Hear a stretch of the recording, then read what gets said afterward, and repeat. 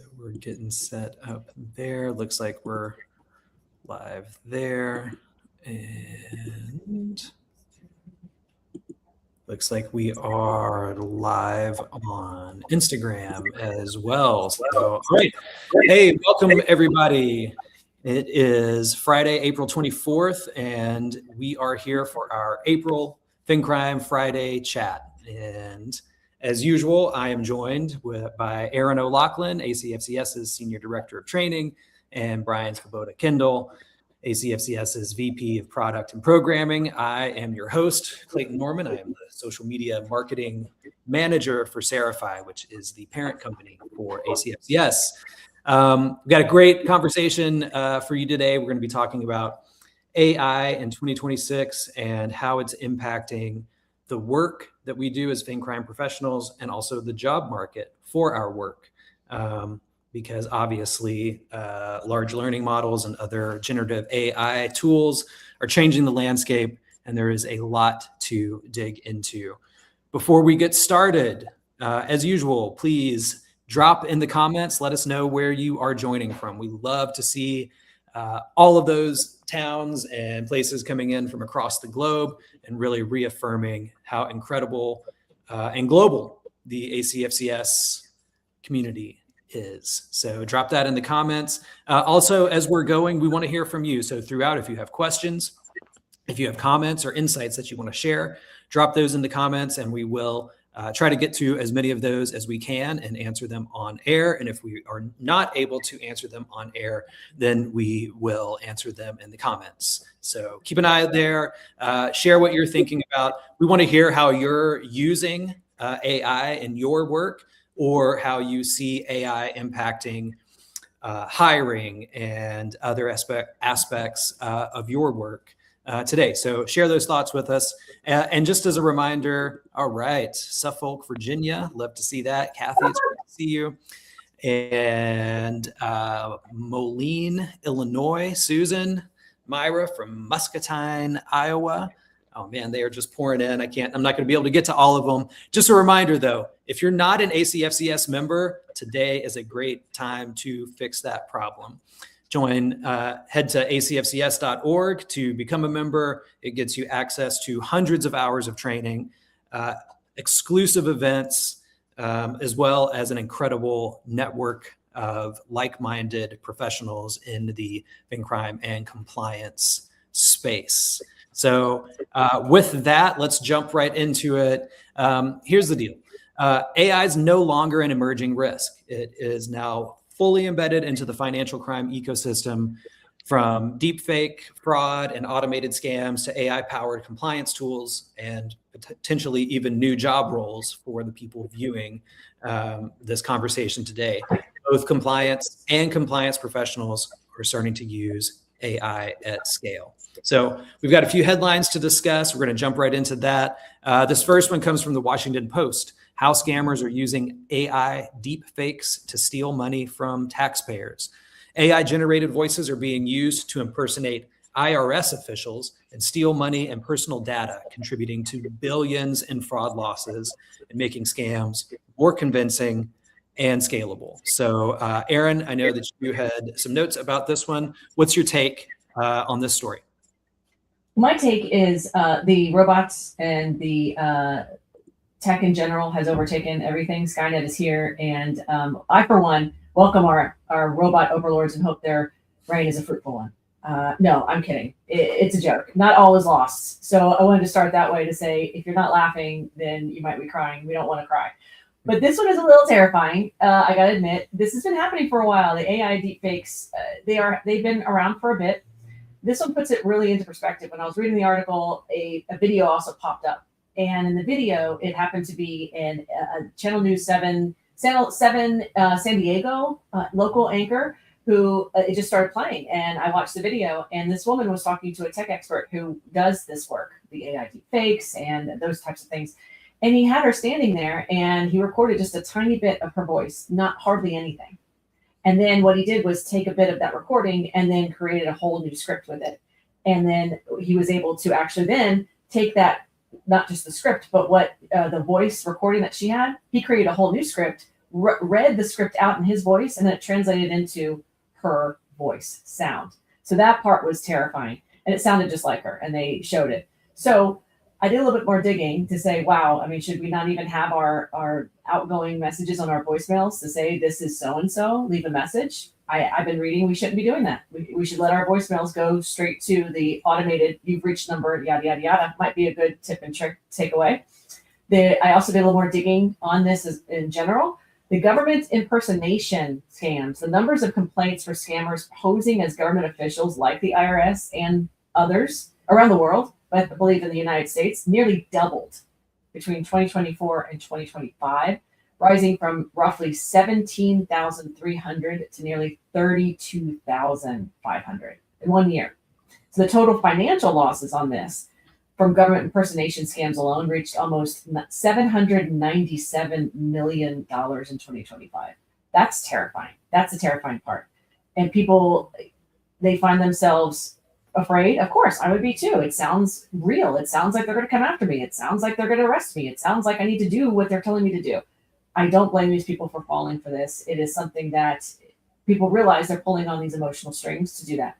And the AI specific fraud, for the first time, the FBI's Internet Crime Complaint Center, or IC3, we call it, tracked AI as a dedicated category. I thought that was very interesting too, to learn from this article. Reporting over 22,000 complaints and nearly $893 million in losses for 2025. Start off Friday strong, guys. Wow, that is terrifying, also kind of fascinating too. It's just really amazing. Also, anybody who wants to dig more into the IC3 findings, that is going to be our topic for next month's FinCrime Friday chat. We're really going to do a deep dive into that. So if that's something that you're interested in, there's a ton of incredible information in there. Make sure that you mark your calendars. That is going to be for May 27th when we do our next FinCrime Friday chat, the final Friday of May. So just a heads up that that's what we're going to be jumping into next month. Okay, Brian, second headline, Google uses AI to fight surge in AI-powered scams. This one's from AP News. As AI-generated scam ads explode, Google is deploying its own AI tools to block billions of fraudulent ads and suspend millions of scam-linked accounts, showing the arms race between attackers and defenders. So I don't know. This one seems really interesting. I like the arms race analogy. Brian, what's your analysis? Yeah, it is an interesting one. And we've talked before, I think more theoretically on these LinkedIn live sessions about AI versus AI as sort of the new frontier of combat in this space, right? But it's really here, you know, robots fighting robots is a reality for a lot of sectors, and it's playing out in the financial services and compliance industry too, as we bring on more, you know, agents and bots and that type of thing to combat all the fake agents and bots that are attacking you and onboarding or whatever the case may be. I think it's encouraging that Google is doing this because, you know, we're going to talk among other topics about like the scam ecosystem and the way it's supercharged by AI. And the tech platforms, including the ad platforms, are a huge part of that picture. You know, they're a way that users get served fake job scams, you know, romance scams, investment scams. A lot of those initiate from ads, either on Instagram, Facebook, or just Google searches. You know, fraudulent scam websites have been a huge part of the problem, and advertisements driving people to fraudulent scam websites. Just today, I was reading an article about an OFAC takedown where they seized 503 domain names tied to pig butchering scams operating out of Southeast Asia. And those advertise, and the victims are directed to these sites via ads in some cases. So, you know, you don't necessarily think of advertising as a financial crime issue, but it totally is. And I know that Google does some good work, and others have tried to step up to the plate to do it. There is a perverse incentive, like other areas. A lot of these companies make a lot of money off ads for not just fraud, but counterfeit goods, you know, illegal goods, etc. They're massive amounts of money, billions and billions of dollars. So there's this push-pull, and they don't have the same level of regulation, that many of you do out there in the financial services space. So there's this push-pull within the tech industry more broadly, and particularly the tech industry focus on online ads, on how to tackle this issue. So the fact that Google's stepping up to the plate and applying these AI-driven technologies to rein in on this is an encouraging sign. I think industry-wide, there's a lot more work that needs to be done to combat this. I personally still see ads all the time for like known scams and frauds. I'm interested in the audience out there, how much of this you experience, whether you're seeing it show up in your feed as well. But yeah, a good step, a lot more work to be done. All right. Okay, third and final headline. AI job scams are booming. This one was in The Guardian. So, Aaron, we're going to toss this to you. AI-driven recruitment scams are rapidly increasing, using fake recruiters and hyper-personalized outreach to target job seekers, reflecting how AI is reshaping fraud and the job market itself. Seems extremely cruel to target job seekers, especially the way things are going with the job market right now. Kind of a painful thing to get duped by a fake AI job scam at this point. It's just insult to injury. Seems like to me. Aaron, what are your thoughts? Well, this dovetails right into what the other article we talked about and what Brian was saying about all these ads that are still out there. And a lot of these ads, I've actually seen job ads. It says work from home. That sounds great. But now that I see them, I've been seeing them for years. And now that I see them, I go, nope, don't touch that. The whole work from home ad thing, that should be your number one red flag. Like, no, that's just not a thing anymore. If you don't get it from a reputable recruiter, if you don't get it from a reputable site like what we're on right now, say LinkedIn or Indeed. And again, there's also scammers on there too. So be careful. I'm not trying to add one or support one over another, because there's bad parts and good parts to all these things. But the legitimate companies are LinkedIn's, the Indeeds of the world that have these job postings. I would go to them first, go to the company website first as well. This article particularly was from The Guardian, so it came out of the UK. And an interesting part in the article itself, it talked about something called the report fraud. It's UK's national cybercrime reporting service. It said it received more than twice as many reports of recruitment scams in 24 compared to 22. So the first article we talked about, increase in scams in general. Second, that Google and others are fighting them with other bots, which is great. And then now job scams are through the roof as well. And Lloyd's Banking Group reported a 237% rise in job scams from January to August, just of last year. That's not even, that's just January to August. That's just 8 months last year. And more than 10,000 of its customers fell victim, according to Monzo, a company there, to such scams in 2025. That's real tough. We have to really, like Anchorman says, Ron Burgundy, keep your head on a swivel. You got to be very cautious what you're clicking on and looking at and all that good stuff. It's tough out there. Wow. Yeah. Got to stay vigilant, right? Also, I love the reporting piece, because help out your peers in our industry, right? If you're seeing fake job ads, help people out, flag those so that other people might avoid, getting caught up in that. Julia, see your comment there. That second article was from AP News, and we will drop the link to that in the comments in a little bit, so you can check that out. So, all right. Thank you, Aaron and Brian. I think those are really great segues into our larger conversation about how AI is impacting financial crime and the job market. So, the headlines clearly highlight, the shift that AI is at the same time scaling financial crime, but also redefining the ways that we're fighting it, right? AI fraud losses and cyber-enabled scams are accelerating globally, with fraud increasingly automated, personalized, and cross-channel, just like we discussed. AI fraud's become a global industrialized problem, with an estimated losses exceeding 400 billion annually. And at the same time, institutions are deploying AI for real-time monitoring, behavioral analytics, and fraud detection, creating new demand for hybrid technical investigative skills.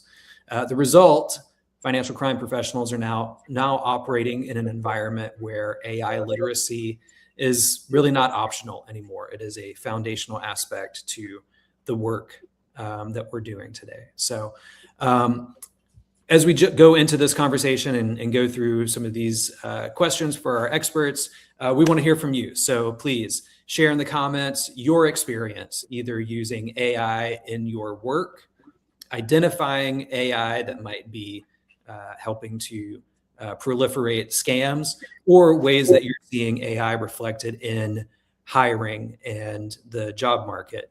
We would love to hear from you. And if you are using it, definitely want to hear your insights. So, Brian, we're going to start off with you. How has AI fundamentally changed the financial crime landscape, really in just the past 2 to 3 years? A nice small answer with a succinct response, or a small question with a succinct response I can get right. No, I mean, this question is going to set up a bunch of the following questions we're going to get into. So I'll give a bit of a high level picture. And I was reading an article about if anybody does not check out, follow Frank McKenna and check out Frank on Fraud, and you're in the fraud space, I would recommend you rectify that. It's one of the best blogs and reporting in the industry.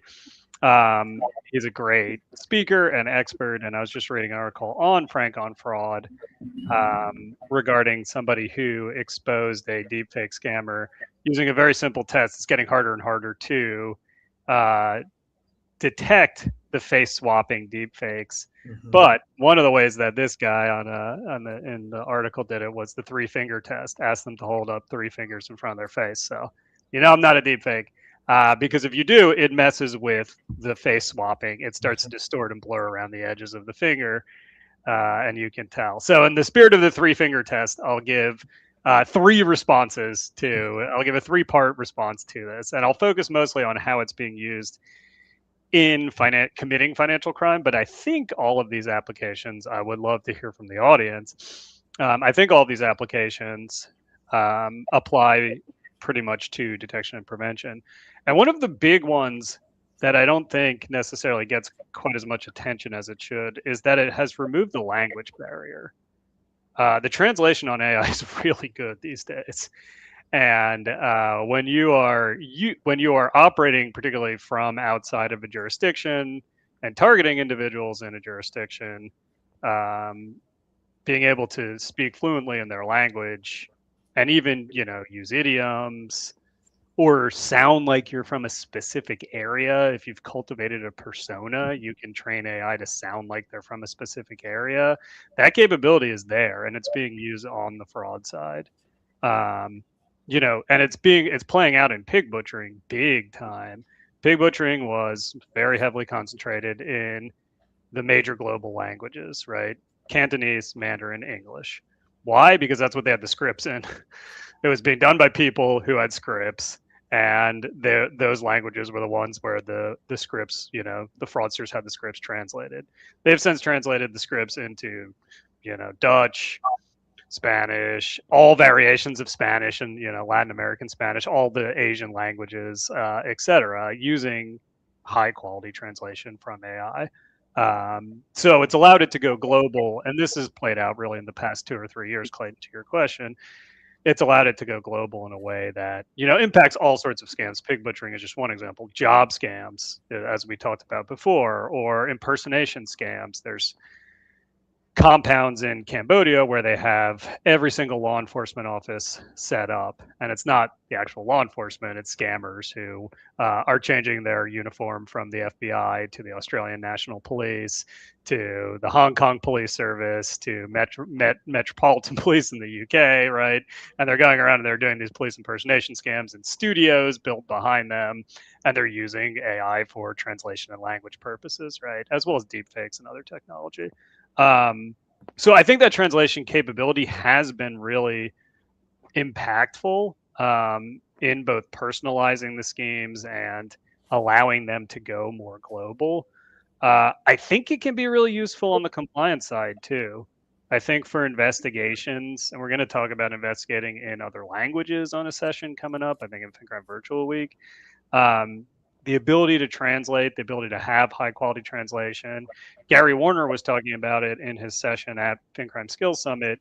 He does a ton of research in Chinese language fraud forums, and he does not fluently speak Chinese. He uses Google Gemini extensively for translation, and over time, it's been able to start to interpret the nuances of these fraud forums that use a lot of slang, a lot of idioms, a lot of euphemisms, and it's been able to pick it up and provide high quality translation for an investigation in a language that he doesn't really speak, right? And I think other investigators are using that capability too. So I would highlight the language, the ability to operate in different languages as actually a really impactful one in the AI space. The other one is just, I think, obvious for anybody that's using it, on their job, is just speed. The speed with which you can operate at this point. It's true on fraudsters. It's true for fraudsters. It's true for compliance professionals in terms of a lot of the work where AI is being applied, right? So, gathering documentation, right? Going out and gathering bits and pieces of documentation on a customer to collect it all in one place. Those like basic research functions, the old swivel chair automation we used to refer to, for compliance professionals, where you're pulling this, pulling that, just trying to get it all together so you can start your investigation, right? That can be done so much faster, and then that's been maybe longer than 2 or 3 years, but I think it's gotten better. It's gotten more trustworthy. It's less prone to make things up at this point. So the speed on the compliance side, I think, is making a real impact, both for a lot of positives, but also some negatives in terms of job impact, hiring, the ability to find entry-level positions. We've heard increasing noise that it's getting more and more difficult out there. And then the last one I would highlight is, and it plays into the language capability thing, is the personalization. And this is really true more so on the commission of financial crime side than the compliance side, but the ability to craft personalized messaging attacks, conduct research on individuals that's really targeted. That job scams piece we talked about was discussing a recruiting scam where they were impersonating recruiters, and they were using information scraped off LinkedIn on individuals to say, oh, we have this incredible opportunity for you, right? And it was just pulling your LinkedIn profile and using AI to create a job opportunity that was exactly tailored to your experience and professional background. You're way more likely to be like, oh my God, that's amazing. I got to take that job than just some, random like transaction processing specialist job, or how it was in the past, right? So that personalization and the ability to, that personalization combines with everything else. Personalization plus speed plus language capability, right? That's very powerful tools in a fraudster's toolkit. And again, I think some of those applications splash onto our industry too. But I'll pause there, and we can pull those threads a little further. Okay, I think that's a great place to start. Also, already seeing some great comments from in the comments there. Kathy says our TMS has really started engaging with AI opportunities. Still testing to see the output and if it's productive. I think that's great. I think probably most institutions are probably at least sticking a toe in the water there. And then Elnathan, I believe it's become delusional to tackle financial crimes nowadays with a lot of profound and efficient use of AI. Elnathan, if you want to elaborate on that in the comments a little bit more and let us know how you're actually using that there, I think that would be a great part of the discussion. I also have one more, and I want to get to Aaron's question, but this is something else that maybe we can address. Can you please focus on AI in ATO? So put a pin in that one. Aaron, what are the most common and most concerning, I guess, what are the most concerning AI-enabled fraud typologies? Deep fakes, synthetic IDs, scam automation, or something else that's not on that list? Well, for me, I think it's deep fakes, because they kind of hit at the heart of us. It's trust. It attacks trust itself. It's telling it. don't believe your lying eyes, or believe your lying eyes. One of the two. You don't even know what's up or down anymore, and that's the part that's really disconcerting to me. They can fake the voice, they fake the face, the video call. It all feels like verification, and that's the part that you feel like you've been violated as a person, and that's the part that is the most concerning to me when it comes to the typology, the deepfake itself. And even FinCEN has warned about, back in November 2024, I think it was. FinCEN warned that suspicious activity involving deepfakes, the deepfake media, I should say, it increased from 23 to 24 and continued through 24. And it also has put out press releases, well, it, meaning FinCEN, have put out press releases to say, hey, can you also put in the term Fin-2024-deepfake fraud in the SAR field 2 in the narrative. So I just wanted to remind folks about that one, because when FinCEN starts saying things like, please click this new box we have, please put this word in the narrative as well, you know that they're really needing that kind of information from you. And it's super important because it's so on the rise. And for me, it's deepfake. All right. Also, I'd like to tackle that. Well, I don't know if I'm tackling it. The ATO one.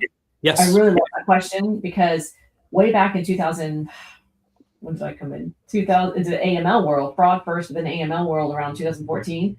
That was the biggest thing at Bank of America that I was taught. First and foremost was account takeover. It's one of the hardest problems in the financial industry, especially when you come to compliance investigations.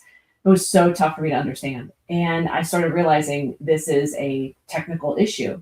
It's someone coming in through whatever backdoor channel they have that they know about, have been able to get in through their phishing scam, have been able to get in through maybe business email compromise, got a password from a website that you used on your computer. Those sorts of things I had no clue about when I came into the financial industry. And people can get in that way into your mobile online banking. So ATO is one of the biggest problems that face the financial industry, especially in compliance, to say these folks have lost money, didn't even know it. They didn't click on anything to say, yes, I'll give money to a Nigerian prince. They didn't take a phone call and say, yes, that's my son or granddaughter that's stuck in another country, even though they're living 4 miles down the road. They didn't do anything actively. They didn't fall in love with someone online. They're just going about their day. And that's the part that terrifies me the most as well, outside of deepfake, which is the account takeover. And there's AI is still using these types of things. They're just making it more personalized from what I was reading. And they enable the deepfake synthetic identity artifacts to defeat authentication. Eek, that's rough. Because now you're getting criminals who they scale the attacks through malware, and then they're telling the bank, yes, I am the person and I am verifying. So you're not just slipping in, acting like the person on the same kind of rails that they use with their behavioral aspects. They'll know your customer, the cash transactions in and out, what's normal for that account. Now you're telling the bank, not only am I doing this without the customer knowing, I'm now authenticating when they're looking back. And that is also terrifying. Yeah, especially the fact that you can do absolutely nothing wrong, have made no mistakes, no missteps, didn't click on the phishing email, didn't let your data leak out in some way, and you just look into your account and stuff is going crazy.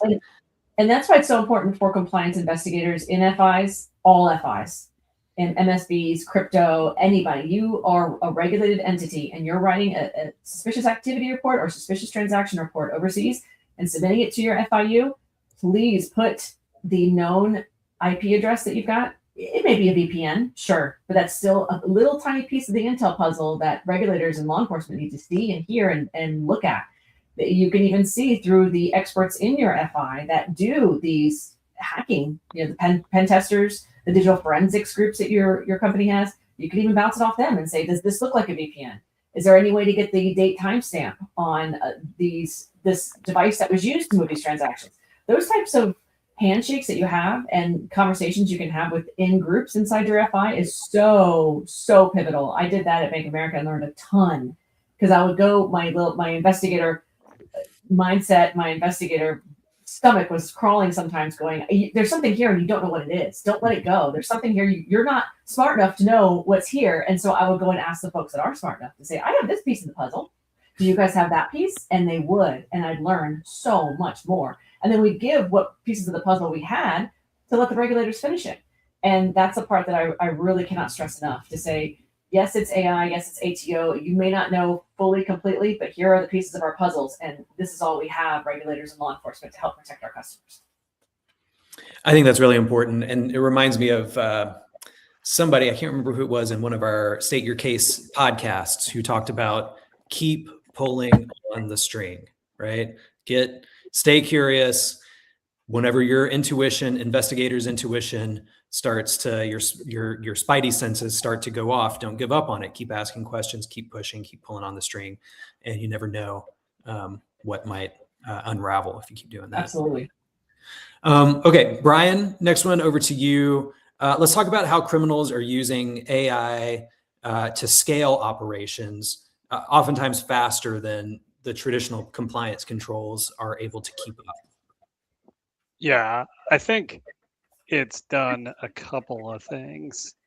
Well, it's done a bunch of stuff that we already talked about, right, in terms of language capabilities and that. But to expand on that even further, and I think account takeover is actually a great example. Some account takeover attacks are driven by credential stuffing, right? People reuse passwords, and we still do it, even though we've all been told not to a million times. Those passwords are out there. I regret to inform you, your passwords have been breached if you are not aware. And if you're reusing passwords or you're reusing variations of passwords, you're opening yourself up to account takeover, which frankly almost everyone is, right? It used to be harder to use those data sets, right? You had to manually compare them or try to dump them all into an Excel file. But now AI is really good at analyzing those data sets and pairing everything up, right? Commercially available tools can help you with this. Don't go do it, right? But you can find all this breach data. Some of it's freely available. They like post breach data to GitHub or all these other sites, or it's available on the dark web. It's not hard to find, sometimes like hundreds of thousands or millions of records out there. And those records may not be complete, but they build up over time. There was a breach of 1 billion records at one point, 1 billion records from I think it was one of the credit reporting agencies, right? And there's not even 1 billion people in the U.S., but there's a ton of dead people in there. So there, like the information is out there, and now you can tie it all together using AI, and you can connect the dots and build a much more complete data profile on an individual than you could in the past very quickly. Why is that useful? Well, if you want to do a credential stuffing attack, now you have complete data sets, including password data, sometimes multiple passwords on Clayton Norman, and you can just go to what you know to be Clayton's banks or past institutions, or maybe you don't even know. You just go to the online login page and you bang a bunch of credentials in. And this is all automated too. You're not sitting there typing this out yourself. You're running a script that's taking the data from your data set and just trying to jam it through as many financial institutions' logins as possible, and trying out every password, variations on password, combinations of passwords. And you can do all of this very quickly on a very automated scale. And it's taking place right now. So that ability to automate and build those types of attacks by harnessing the data sets that are out there and have been out there and are nourished and built up over time is a really powerful application of AI. The other thing that I'll highlight is the fact that, especially now, with like the coding tools available to you, there is almost no barrier to entry for cyber criminals, including like quote unquote traditional hacking attacks. There was a really interesting analysis by Amazon of an attacker that got, a lot of what we call hacking is like social engineering. I'm just convincing you that I'm, your brother and you need to grant me access to your accounts or whatever.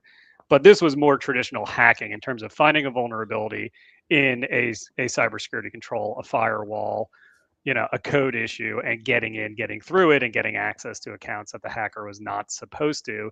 And the person behind this did not have any coding skills. They did not have any hacking skills. They just used two tools. They used DeepSeek and Claude's Anthropic coding tool, and they bounced between those tools, and they were asked them questions just in plain language, no technical stuff. They did not know enough information to write out technical questions. And by doing this, they were able to hack in to these systems.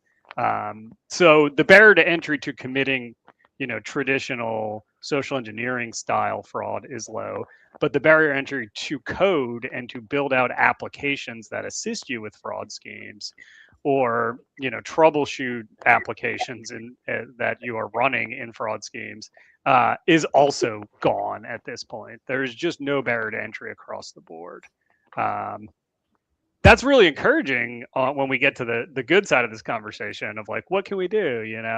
We'll talk about like Learn AI and whatever. Well, Learn AI, yes, there's courses out there. There's some good ones. Google has one. LinkedIn actually has a good course that I'm going through on like Intro to AI. It's free. But you can just go do stuff. All of this stuff is freely available, right? And I would encourage you to just go do stuff. See what you can create using AI. It's really, I don't want to say it's easy per se, because it definitely takes some work to figure out what to use, how to use, etc. But again, the user experience is intensively designed to be accessible, right? That's the whole point of these AI chatbots. They produce what you ask them using written language. So it's not something that you need any level of technical skill to access and to utilize. Is the whole point of them, which is being used by our adversaries, but can also be used for you. So, in terms of two more of the big fundamental shifts over the last 3 years, those are what I would point to. The barrier to entry and the ability to automate. And I see a question that says, is it fair to say AI use in fraud seems to be primarily focused around social engineering, or are we seeing it in other avenues? Yeah, yes and no. There's a lot, like, to the point of like research and analysis. There's a lot of research and analysis work, like taking those breach data sets and using them for different things. There's a lot of coding of malware taking place using AI, or building of malware as a service tools, fraud as a service tools. There's even, just like we have, on the legitimate business side, there's even like AI chatbots to support people who buy fraud as a service tools to troubleshoot them, right? You go on these like Telegram fraud forums, and there's like AI chatbots that can help you find what you need. Maybe you're looking for like money mules, or any manner of illicit goods and services you might want. You need your AI chatbot to assist you. So I would say that it's pretty broad based, right? Like, financial criminals don't invent stuff, right? They don't invent stuff. They just use what's out there. So whatever's being done in the practical, in the good guy world, right, the legitimate business world, they're just twisting it and turning it to malicious ends. So I don't know that I would say it's primarily social engineering. I think it's broader. Yeah, I was going to say the same thing, Brian, because I see social engineering as one prong on that fork, or how you call it, tine on the fork. There's several of them, and I actually see it kind of what you just said, being used less. So social engineering was the big thing to do for folks sitting in, say, a compound, that are stuck in those scam compounds. They've got to learn information about what you've just posted on Facebook, and then pull that from something on LinkedIn, and get those two things together and really do the analysis from the human side. And I actually see that kind of less, because tech/AI is actually taking over that part of the job for it. But yes, I think it's a part of it. I don't think that part's going to go away either. Also, another thing I wanted to just remind folks, because I forgot to do this in the beginning, when I talked about that first article and the video that jumped up, which was the Channel 7 local San Diego video that popped up, and the anchor was standing there, the reporter was standing there with the tech person. The second part of it was, she took the video, she had it on her phone, and she actually went home and put the phone in front of her husband, and she played the video, or she played the recording, and her husband looks down at it, and he looks over her and he goes, "That sounds like you." And the look on his face said, because it was just a little small clip, look on his face said, "That's not you, that's you." Almost like, "Why are you asking me this question?" And then it cuts to her in the studio talking to her co-anchors, and they're saying, well, this is terrifying, yada, yada, yada. And then they gave some really good tips. They said things like, if you get something like that, or if you feel like, hey, my wife just called, my husband just called me, and they're asking for the PIN because they're standing at the bank, that's not something that they would ask, because that was a question that was asked. Then you should always set something up like a code. You should ask the question of, oh, yeah, okay, so I was just, before I get that, I was just looking at our calendar for our anniversary. Can you remind me what our anniversary is again? It's something they wouldn't know. Those types of things. Having a daughter, she's a teenager now, but when she was first born, she first started going to school, elementary school. We were, obviously, I'm a very nervous Nelly mother, and I was very terrified that someone would just walk up and say to the pretty little blue-eyed, blonde-haired girl, your mom said that I need to take you, there's an emergency, and then put her in the car and kidnap her. I've always been scared of that. So we had her say, if there's anybody that she doesn't know, or even the friends that she does know, the adult friends that she does know, they have our password. She is to ask them, oh, what's the code word? And they know to say that one word back to her. And then that's her safety word, and she can go with them, because we only need to use it once, and we've never had to use it for anybody that she didn't know. But that is another tip and trick I like to give. So in that vein, protect the children so that they're not taken away. And in another vein, pick some kind of safe word, safe term, or something like that you can verify. Like Brian said, the 3 fingers for the deep fake video. Ask the question that only you and that person would know. That's another tip to take away.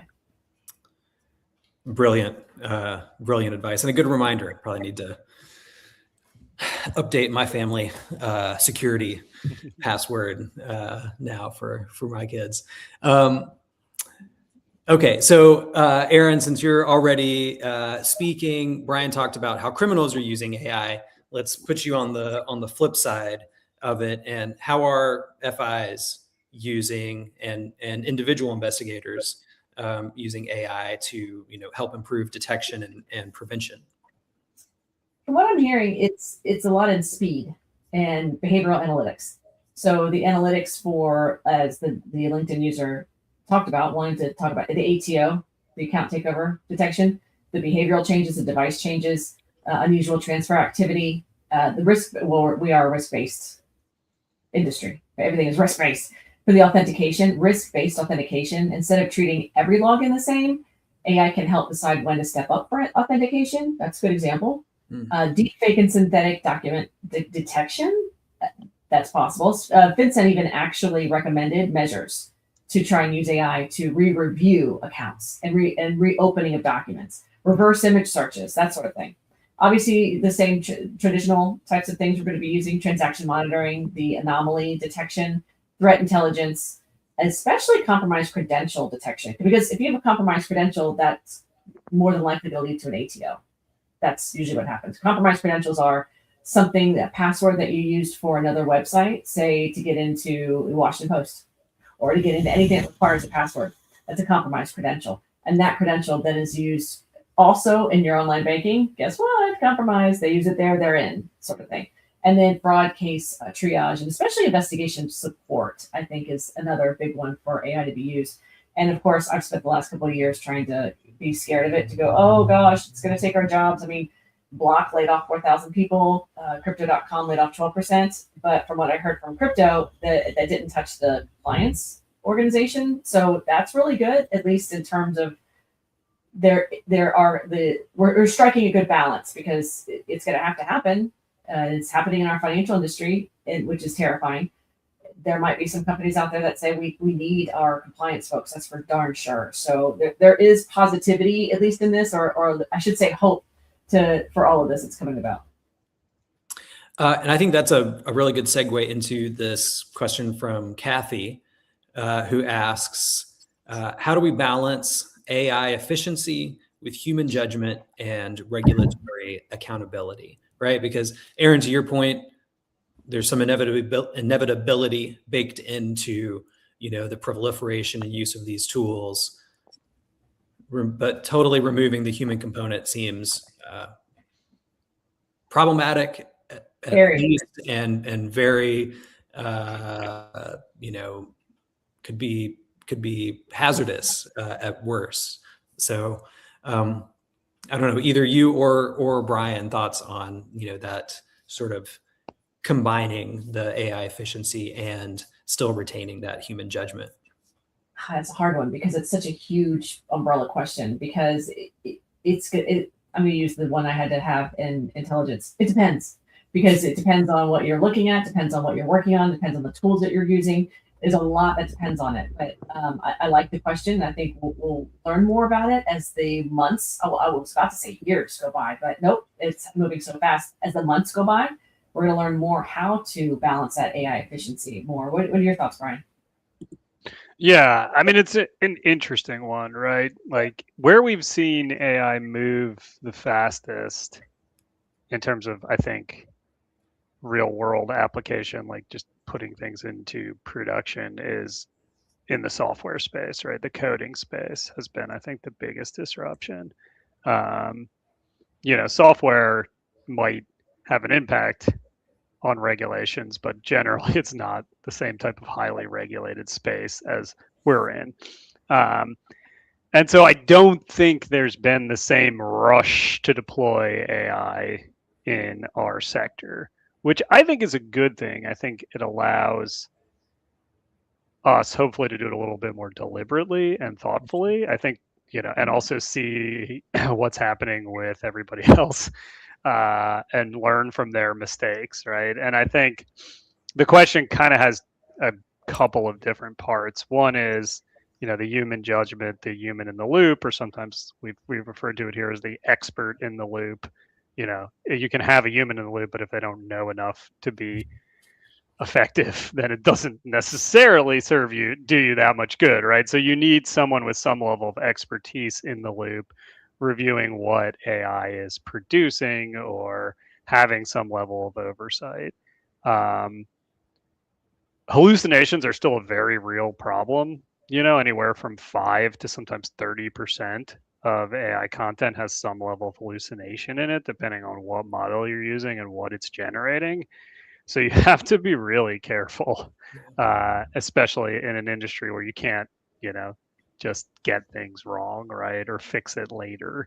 The other aspect of the question, I think, points to an issue that is already playing out in the coding and software development space, which they call AI brain fry, which is not AI making you dumb, although that's another issue. It's attempting to oversee AI that works faster than the human brain can work. If you're running a bunch of AI agents doing a bunch of coding or producing a bunch of applications, they're going to move much faster than you can. They still need that review and oversight and direction. They can't really operate without it at the end of the day because they're producing a product at the direction of a human being, but they're moving much faster than you can follow them. And it's sometimes hard, especially as we move to an agentic AI, future where AI agents are operating in collaboration with one another. It's sometimes hard for humans to even tell what's going on in that situation.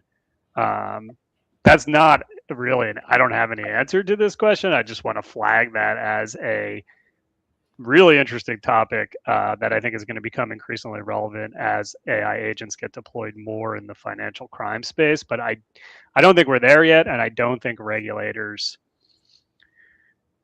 from what I hear, bank examiners, at least in the US, that's primarily what I'm familiar with, are, there's a lot of positive talk among like the acting director of the OCC and FinCEN and others saying encouraging innovation, responsible innovation is always the buzzword, but encouraging innovation, how much that's trickled down to examiners is very much an open question. I think from what we hear, a lot of examiners still don't feel comfortable or knowledgeable about AI applications themselves. They don't know what or how to review at the institution. And so they are not going to necessarily, encourage it, certainly, or be asking institutions about their AI deployments, except in some maybe limited circumstances or larger institutions that already have that really running and up and running. So obviously it's a mixed bag.